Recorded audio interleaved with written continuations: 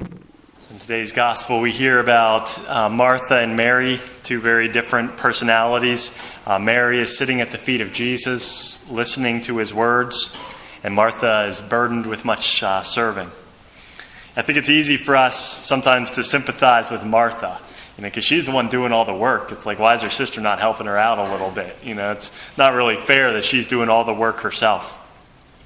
But I think a key point to emphasize is that Jesus doesn't correct Martha simply for her serving, for fulfilling her responsibilities. Our Lord corrects her because, as he says in the gospel, she was distracted by her responsibilities and filled with anxiety. The Greek word for distracted that's used there literally means pulled away. Meaning she was so wrapped up in what she was doing, and she was so focused on taking care of all these little tasks that she was pulled away from who? She was pulled away from Jesus. She wasn't recognizing who was in her presence. Her service was all about her getting all the things done that she had to do, and she didn't recognize who was there. And so she was trying to do too much. She was too wrapped up in her works. And the healthy Christian life requires both prayer, times of contemplation, and times of active works. But they both have to be there. Our actions should flow from our prayer, and they should lead back to our prayer. And both of those need to be present. We need to spend time with Jesus. We need to listen to his voice. We need to soak in what he desires to teach us. And then our actions should be oriented towards serving him. But Martha was missing that element, the most important element, which is sitting at the feet of Jesus, listening to him, because she was just too busy. I think that's very common for us, especially in the United States, to live. People live in a constant state of anxiety and overactivity. People are so booked up and have so many things on their schedule, and they're doing so many different things, and they're pulled in so many different directions that they often miss the most important thing.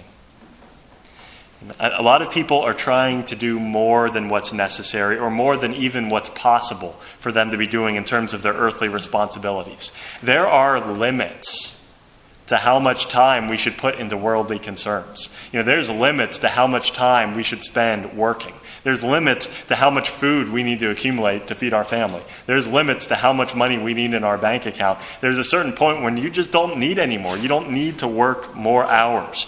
And, so often people don't put limits on their worldly concerns, and those things take over, and it ends up consuming our families, and we end up so filled with anxiety.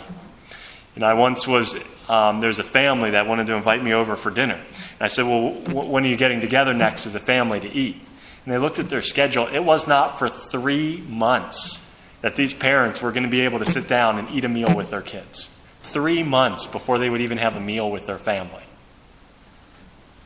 How many times do you hear people say, well, I try and make it to Mass, but I just can't get there. I have too much going on. And so they end up missing Mass, even though on some level they want to be there, but they're just pulled in so many different directions. Or they say, I don't have time to pray. So many times, especially with families, they have kids in so many different activities. You have practices to go to, you have games, you have tournaments on weekends. Every kid is in a different activity and has to be in a different place, 7 days a week, 52 weeks a year. And what ends up happening is our kids are getting the message that it's okay to skip out on Mass. It's okay not to pray. It's okay to put a low priority on God because we have all these other concerns that are more important. And that can be a very damaging message for us to convey to our families. I think a good question for us to ask is all the activities and busyness that are in our lives. If we break these down, take some time reflecting on our daily and our weekly lives, are these things leading us closer to Jesus Christ? Are they flowing from our prayer? Is this an activity, as we analyze the different things that fill up our time, that our Lord is calling us to do? Is this part of his call for us, what's leading us to holiness? Or, are we involved in these activities because we know we're being an example to Jesus Christ and leading other people to Christ? Is that the source of why we're going to sports practices, why we're involved in music or drama or, whatever other activities are filling up our daily lives? Or are we filling our lives with a bunch of busyness that's pulling us away from Jesus Christ? I think it's important for us to just take a little bit of time and reflect on that schedule, because I think this is a problem with most families in our culture. I think most families have been pulled away, just like Martha was pulled away by her serving.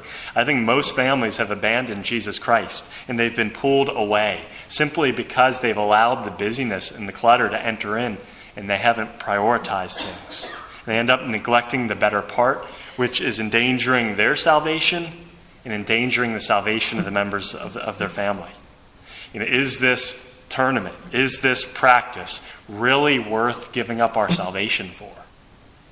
Or is this something that we need to cut out of our lives? Is it worth ordering our lives around all these menial tasks? Is this really bringing us inner peace?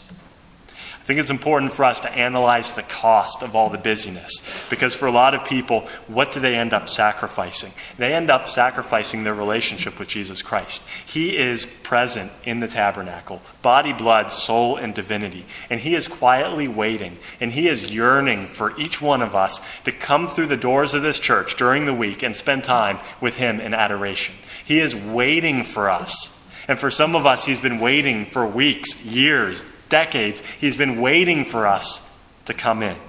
And every moment we spend in his presence, he uses in a powerful way to transform our souls. Every moment we're in the presence of the Eucharist, he is molding our souls in the furnace of his divine charity. He is healing the wounds that are deep within our souls. He is molding us into the men and women he created us to be. He's filling us with the virtues of faith, hope, and charity on a deeper level. St. Paul, in the second reading, talks about the riches and the glory of the mysteries of Jesus Christ. How much time have we spent in adoration of our Lord this week? If we were to think back, how much time, how many minutes, how many hours have we spent in adoration? How many minutes or hours have we spent in adoration this month? How much time have we spent studying the faith and learning about it, immersing ourselves in the mysteries and the riches of Jesus Christ? He is desiring to fill us with treasures and riches beyond anything that this world can offer us. And how many people have become so busy that they don't even avail themselves of what our Lord is trying to do for us? Our Lord is so incomprehensibly merciful, and he desires to pour out his gifts upon us. But so often we just don't have the time. And so, good question. We love our families. We love our children. We love the members of our family. Are we doing what's best for them and how we prioritize our lives? Because as Jesus says, ultimately, one thing is necessary. Are we so busy and so anxious that we're pulled away from Jesus by the many things in our lives? If so, stop it. Let him go. You don't have to be at that practice. You don't have to do all of these different activities. Let those things go which are not necessary, and seek after the one thing that is necessary.